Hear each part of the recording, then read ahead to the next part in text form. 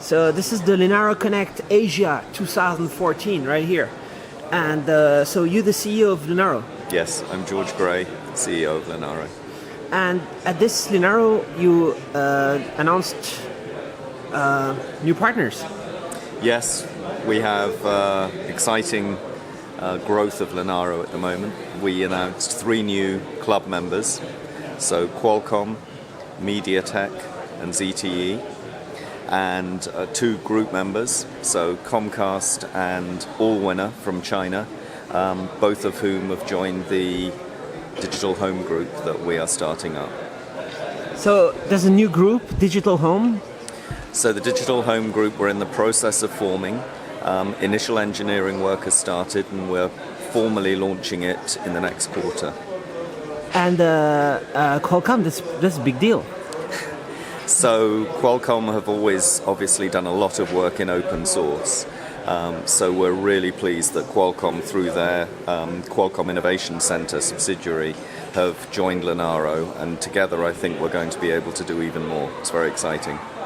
And so all this momentum and this growth and enthusiasm, it just shows that people really see the value in Linaro. Yeah, Linaro's turned into being a very important place for developing open source software for the ARM architecture, because it enables all of the ARM SoC vendors and their customers to come together and agree on what's important and work and share the cost of the common software. And the great thing about the ARM architecture is that it encourages innovation across multiple companies, and so Linaro's goal is to share the cost of common software that everybody needs and then enable all of these companies to compete on their own value-added technology. And that way the whole industry moves faster and faster. So Linux is maybe 20-something years old, yeah. But has there been any kind of like organizations like Linaro before, or is it kind of like an invention? So Linaro came into being because of the unique aspects of the ARM architecture, where there are a lot of different licensees of ARM technology, and it was a way for them to work together on open source. We're unusual as an organization because not only do we have a group of competitors working together, but we also focus on engineering. We don't develop standards, we focus on implementing software that all of these companies need. And so all these competitors working together, it's and they all, what's it called? They all, how do they? Is there any fights going on or something like that? No, the open source process is it operates on technical merit, and clearly you always have engineers who are passionate about what they're working on, and that's part of the open source process. That's what makes it work. So there are always discussions and disagreements, and then coming to the right answer from a technical point of view. So the great thing about Linaro is it exposes engineers from lots of different companies to the engineers from other companies, and together they come up with a common solution that works for everybody. And as a process, it works really well because all of these competitors bring the pieces that they need to work on together into Linaro, and they keep their own proprietary value add and advantage inside their own companies. So within Linaro, it's really a matter of here are all the things we need to do, and the process of discussion around what are the priorities, what is most important, is what we spend quite a lot of time doing. So now ARM announced the 50 billion processors shipped. And when Linaro was started, was it 2010 or? Yes, 2010. So it's like more than half of those were shipped since Linaro started, and it's really accelerating. And so much of it is Linux. So Linux and open source, I believe very strongly, is the key to the future success of the ARM architecture, because the rate of innovation that's happening in the ARM devices and the ARM community is only possible because of the number of different companies working in this space. And that rate of innovation is being driven by huge increases in data globally, whether it's from mobile devices, IoT, all the way up to analyzing and processing that data on servers and in the cloud. And in order to cope with the rate of change that's going on in the industry, no single software company can do that. And that's why open source has just become so important in modern computing. And so a lot of the work being done here is being used, for example, in future Android releases and all that, right?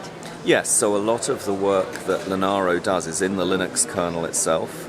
And one of the things that we've tried to help all of the ARM vendors do is, rather than each of the ARM vendors putting their own version of the same thing into the Linux kernel, we've done a lot of work on helping all of these companies agree on how to do something, and then doing that engineering once and getting the best technical solution that then everybody uses. So that technology then finds itself into every Linux distribution, whether it be Android, whether it be Canonical's Ubuntu or Red Hat, and so on. And so there's a LEG with the servers coming out, like hopefully this year, a whole bunch of servers, ARM servers. And there's a LNG, right, with a like emerging potential huge market for ARM-powered base stations and everything. Yeah. And all this is like being engineered here. Yes. So LEG is the Linaro Enterprise Group. It's focused on the emerging market for ARM servers, and that's very exciting this year as the 64-bit ARM v8 architecture rolls out into real products. So that's the activity of that group is focused on accelerating the software ecosystem for ARM servers. Then we have the Linaro Networking Group, which is focused on the software ecosystem for networking equipment, where there's a huge amount of impact of open source software in terms of creating frameworks to reduce the cost of the networks and the network base stations and the network infrastructure that you need to run very complex data delivery through to end users. And we had a very interesting keynote from Sri Kote from Comcast and from Pradeep from Cisco, talking about the challenges of delivering data to millions of TV subscribers across multiple devices, and both the challenges that Comcast face in doing that and what they're doing. It's really exciting, and the challenges that Cisco are solving in terms of helping build the networks to deliver all that data. And a lot of this is now being done with open source, and so both of those groups are focused on the ecosystem for those two areas. And then, as you say, we're in the process of starting up the Digital Home Group, and that's going to focus on TV, set-top boxes, IPTV, media boxes, home gateways. Again, an area where open source is really becoming very important. And which are the next ones you're going to launch, the next groups? Are you talking about anything like that? Yeah, so I personally think, and we've talked a little bit in Linaro and publicly about how I think open source is going to be very important in terms of the Internet of Things, so smaller devices. I think you should watch this space, but that's an exciting area, I think, for open source. And that's all the Cortex-M processors? Cortex-R, Cortex-M, yeah, Cortex-M series. And all that can run open source, not necessarily Linux, right? It may not be Linux. I mean, there are some, if you think about wearables, a lot of them are based on an embedded micro Linux, so their Linux is applicable. But when you think about things like beacons and very small devices, you need more lightweight software. And so, yes, I think it will be open source, but it won't necessarily be Linux, and certainly on the M series. And are you hiring? We are. We're growing. One of the ways that Linaro grows is by getting new members. And with new members, we have more resources to hire more engineers to do more engineering.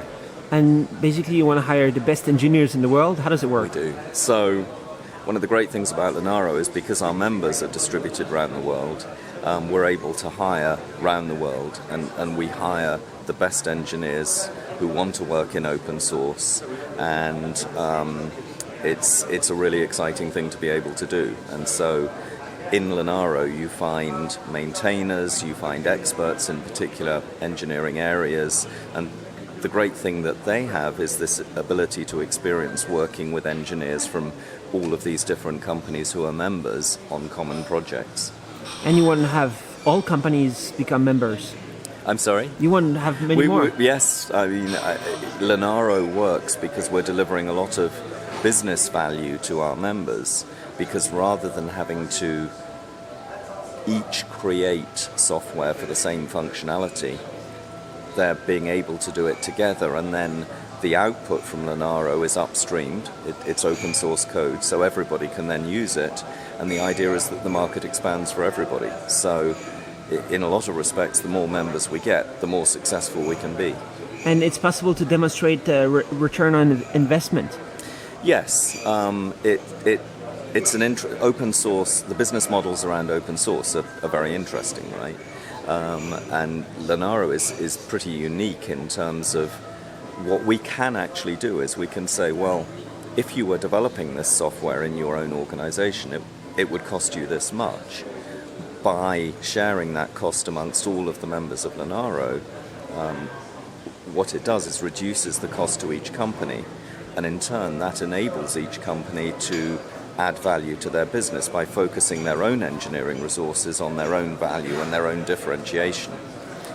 So everybody benefits. It creates better products for everyone. It does, and Linaro's technology ends up in everybody's mobile phone, everybody's car, all the big servers. Over time, more and more Linaro technology does that, because more and more of the software for all of these products, from handheld devices and IoT devices to mobile phones to tablets to cars to servers, is all being built on open source.